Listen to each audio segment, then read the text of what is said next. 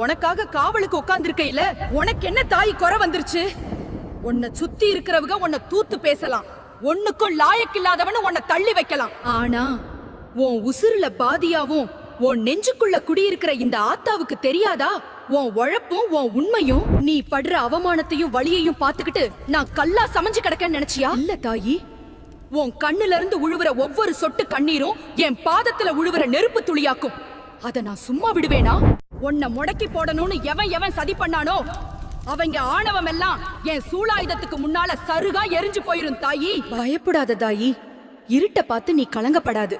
ஏன்னா அந்த இருட்டுக்குள்ளேயும் உனக்கு வெளிச்சம் காட்டுற தீபமா இந்த ஆத்தா நான் வருவேன்ல. உனக்கு முன்னால தடையா நிக்கிற மலையவே என் ஒரு பார்வையில தூளாக்கிருவேன்.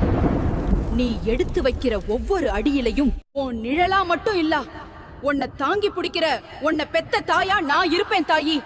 இது இந்த ஆத்தாவோட சத்தியம்.